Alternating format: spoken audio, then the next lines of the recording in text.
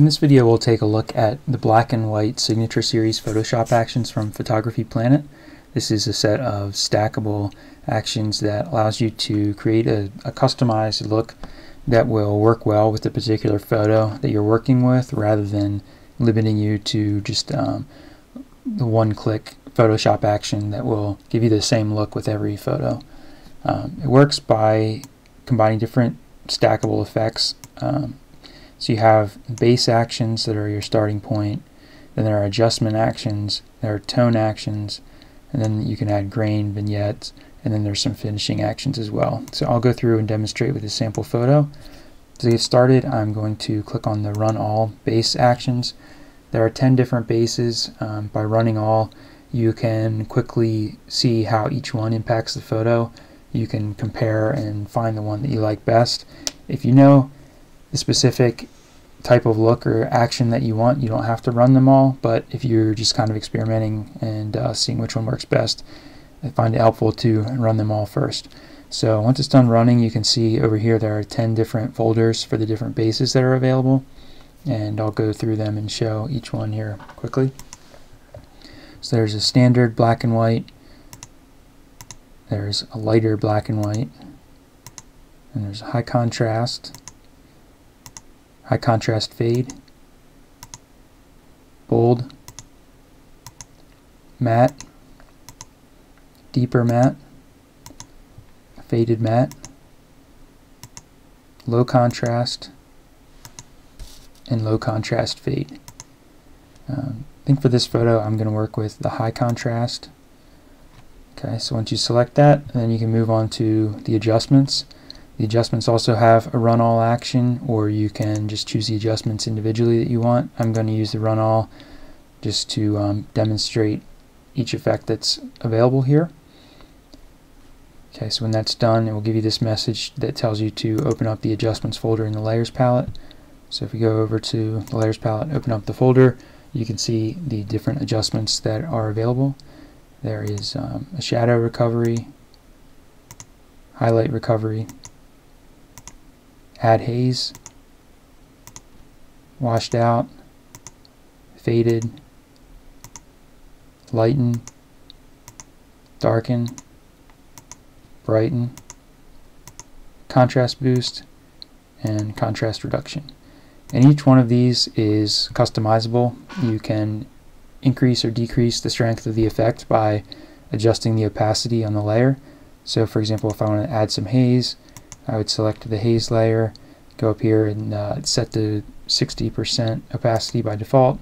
You could increase that for a stronger effect or decrease it for a softer effect, and you can do that with all of these, which makes it really nice and easy to get an effect that works well with the specific photo that you're using. So for this photo I'm going to use both the shadow and highlight recovery, and then I'll use the faded to give it a bit of an aged look. I'm going to decrease the impact of that fade by reducing the opacity. I'll reduce it from 50% down to 30%. Okay, and then when you're done, you can close the adjustments folder and move on to the tones.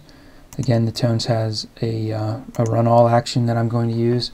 You don't have to run them all. If you know which one you want, you can just run that action directly, but running them all allows you to see how they all impact the photo.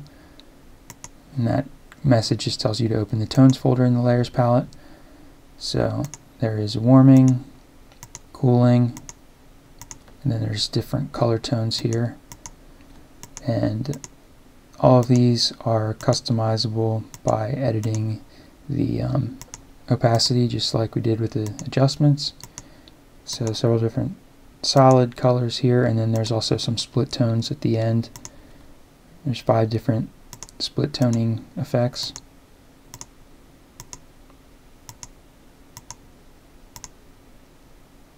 And like I said, all these are customizable. So for example, if I want to use this split tone, I can select the layer, go up to the opacity, increase the opacity if I want it stronger, and decrease the opacity if I want it softer. In this case, I'm not going to use any of the tones. but if you do want to use them, you can get it just the strength that you want. And after the tones, you have the options for adding grain. There are two options here. There's a light and a heavy, and each one is customizable as well. So if you add light grain, may be difficult to see here on the video, but you can customize the exact amount of grain by using the smart filter. If you double click here where it says add noise, it will open up the smart filter and you can change it to suit your needs. So the light grain by default is set at 5%, the heavy grain is set at 20% by default. So if you want to go somewhere in the middle, just click say 10%, and you can set that to whatever you need. Then there are also three options here for vignettes. There's soft, medium, and heavy. And then there are finishes as well. The first one is to make a snapshot, which is helpful for going back if you made a mistake, or if you need to revert to a time before you made a change. So I'm going to save a snapshot here. When you run that, it will give you a message here. It says your snapshot's been recorded. You can access it in the history panel. So I'll show how that works in just a minute. So as you can see here, we still have all the layers over here in the layers palette. I'm done with the photo. I have it the way I want it, and I'm ready to save it. So I'm going to go ahead and flatten it. And when you run the flatten action, it'll give you a warning here that tells you to use the make snapshot action before you flatten it, which I've already done. So I'm just going to go continue. And now you can see it's flattened down into one individual layer. Now at this point, if I realize I wanted to go back to the layers and make some other changes, I can access that by going to the history, and then I can go up to my snapshot that I just created, and now I have all the layers here again. Okay, so I don't need those layers, so I'm going to go back to the flattened version. And the last options here are for sharpening. There is a light sharpening and a strong sharpening, and when you run that, it will remind you to flatten it first, which I've already done, so I'm going to go ahead and continue. There's the light one, and then we'll run the stronger sharpening.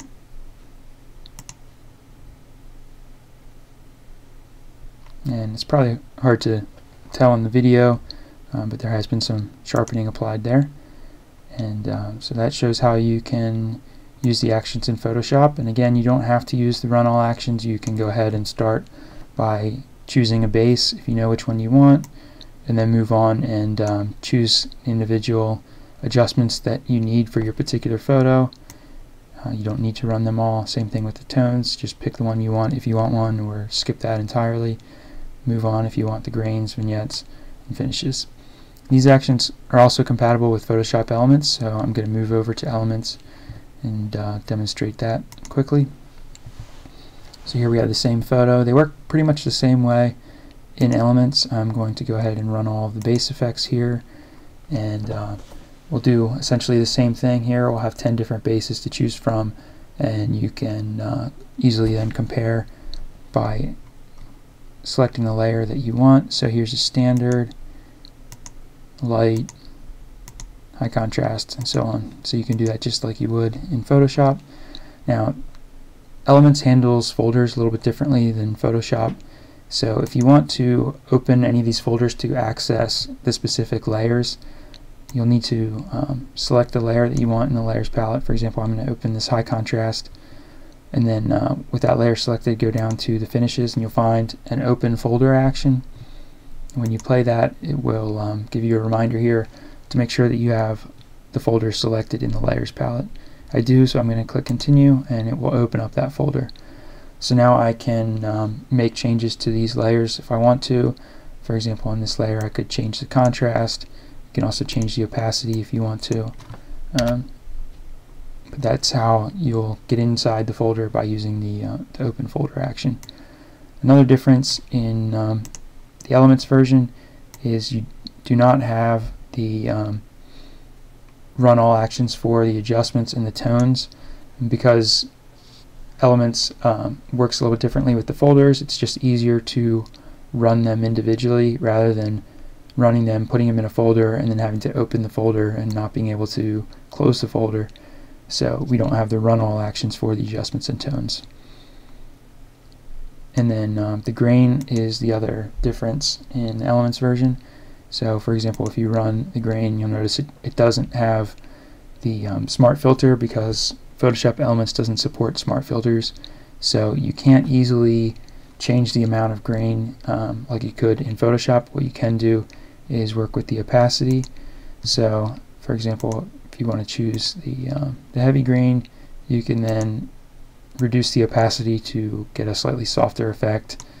The heavy grain action is pretty heavy, so in most cases you won't want anything stronger than that. You can work down easily by using the opacity. If you do, however, want something that's stronger than the heavy grain, you could run both the heavy grain and the light grain, combine them, or combine multiple layers of heavy grain or multiple layers of light grain to get the effect that you want. And those are really the only differences in the Elements version. So as long as you're using Elements 11 or newer, you can use these actions pretty much the same way that you can in Photoshop. And that pretty much covers everything. So thank you for watching.